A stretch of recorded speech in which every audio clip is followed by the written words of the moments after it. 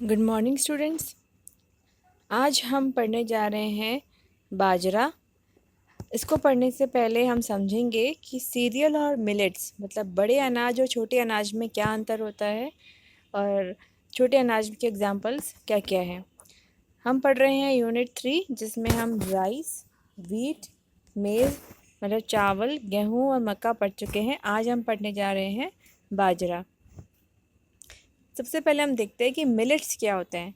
देखिए, जो हमने पहले पढ़े थे जो कि हैं राइस, वीट और मेज, इसके जो दाने होते हैं वो आकार में थोड़े बड़े होते हैं कंपैरेटिव टू बाजरा।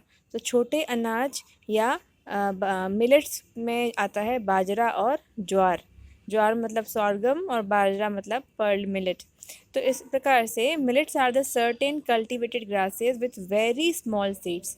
इनके जो बीज होते हैं वो बहुत छोटे होते हैं। They have abundant foliage used for fodder. उनसे बहुत सारा हमें चारा प्राप्त होता है जिसे हम पशुओं को खिला सकते हैं।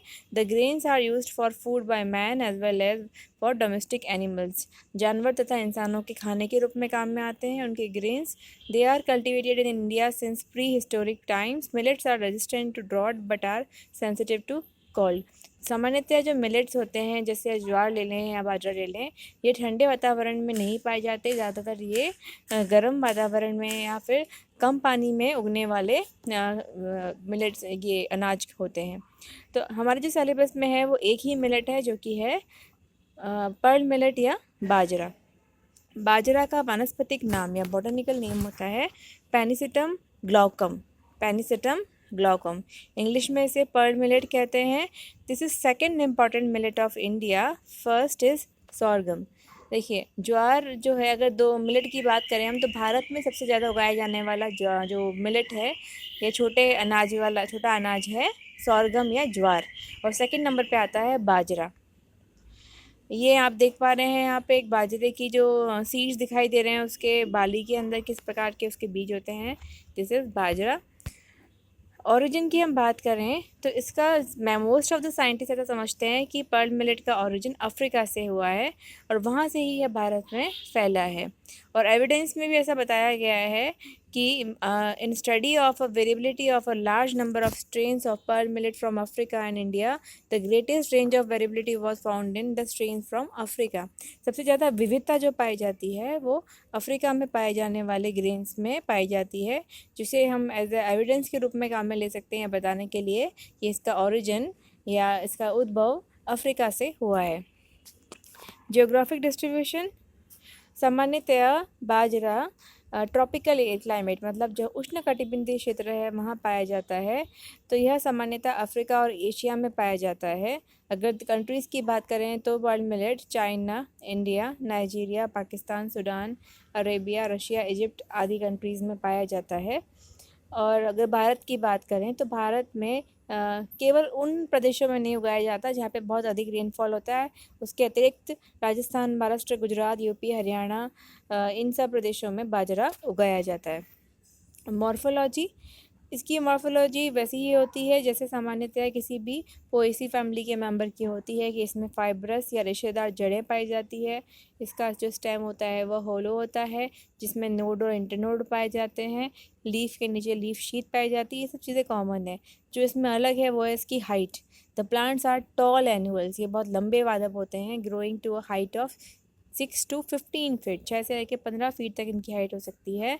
और नेक्स्ट जो इंपॉर्टेंट चीज़ है वो है इनका इन्फ्लोरेसेंस। आप ये देख पा रहे हैं इन्फ्लोरेसेंस जो होता है इसे हम हेड या पैनिकल, पैनिकल आपने पढ़ा होगा इन्फ्लोरेसेंस जिसको कंपाउंड स्पाइक या संयुक्त स्पाइक को पैनिकल भी कहते हैं। तो बेसिकली वही इसका इन्फ्लोरेसेंस है जो हमने सब में पढ़ा है स्पाइकलेट, और उसके कंपाउंड फॉर्म को हम क्या बोलते हैं, पैनिकल। अब यहाँ पे मैं आपको बता रही हूँ कि पैनिकल का एक भाग बताया गया है जिसमें कि एक स्पाइकलेट बताई गई। देखिए, पैनिकल क्या है, एक इन्फ्लोरेसेंस या पुष्पों का समूह होता है जिसको हम कहते हैं पैनिकल। तो पैनिकल के अंदर क्या हो रहा है कि स्पाइकलेट आप देख पा रहे हैं यहाँ पे विभिन्न प्रकार की स्पाइकलेट्स है, जिसमें सबसे ऊपर जो आप देख रहे हैं वो है first glume and second glume. Then उसके बाद में लेमा, पैलिया, लेफ्ट साइड में है लेमा एंड राइट साइड में है पैलिया।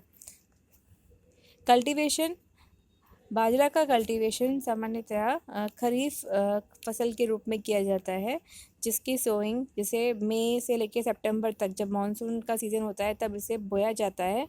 आफ्टर दैट सितंबर से लेकर फरवरी तक इसकी हार्वेस्टिंग की जाती है। तो सामान्यतः यह खरीफ की फसल के रूप में उगाया जाता है। और बाजरा कहाँ ग्रो करता है हम जानते हैं। बाजरा हमेशा ड्राई और वार्म क्लाइमेट में ग्रो करता है, और जहाँ पे कि उसका जो रेनफॉल 40 सेंटीमीटर से लेके 60, मतलब बहुत कम रेनफॉल या जहाँ बहुत कम बरसात होती है वहाँ पे बाजरा ग्रो करता है। सामान्यतः तापमान भी हमें जब उसको ग्रो करने के लिए 20 से लेके 30 डिग्री सेल्सियस तक का तापमान चाहिए। Bajra can be grown in wider range of soil. बाजरा कई प्रकार की मिट्टी में उग सकता है, लेकिन सबसे अच्छी इसकी रहती है, सबसे अच्छा इसकी फसल उगती है black soil, Sandy loamy soil, मतलब थोड़ी बालू मिट्टी और दोमट मिट्टी का जो मिक्सचर होता है वो इसके लिए बहुत सही रहता है। बाजरा की खेती में एक बात का ध्यान रखा जाता है कि वाटर लॉगिंग, मतलब बहुत अधिक अगर पानी रहेगा तो वो फसल ख़राब हो जाएगी, तो ज़्यादा पानी नहीं चाहिए। और साथ ही में एसिडिटी, मतलब ज़्यादा एसिडिक एनवायरनमेंट में भी यह ग्रो नहीं कर पाता। हार्वेस्टिंग द क्रॉप, जब एक बार हमने फसल को बो दिया मानसून के टाइम पे मई से सितंबर में, उसके बाद में जब फसल कब मैच्योर हो गई है, जब कब परिपक्व हो गई है, उसका पता हम कैसे लगाएंगे कि जो पत्तियां हैं वे येलो हो जाएगी और सूखी सूखी हमें नज़र आएगी, और ग्रेन है वो भी, जो उसके दाने हैं वो भी हार्ड हो जाते हैं। उसके बाद में इसकी हार्वेस्टिंग की जाती है। हार्वेस्टिंग करने के लिए जो इसके हेड्स हैं या जो ऊपर पैनिकल जो ऊपर जो पार्ट है उसको अलग से काटा जाता है, और अलाउइंग इट, फिर बाद में इसे सुखाया जाता है, जैसा सामान्यतः बाकी सब ग्रेन्स के साथ में किया जाता है। और इसके बाद में threshing, cleaning and drawing and storing. सबसे पहले इसको सुखाते हैं, फिर थ्रेशिंग, एक मशीन आती है थ्रेशर, उसके द्वारा इसके दानों को अलग किया जाता है।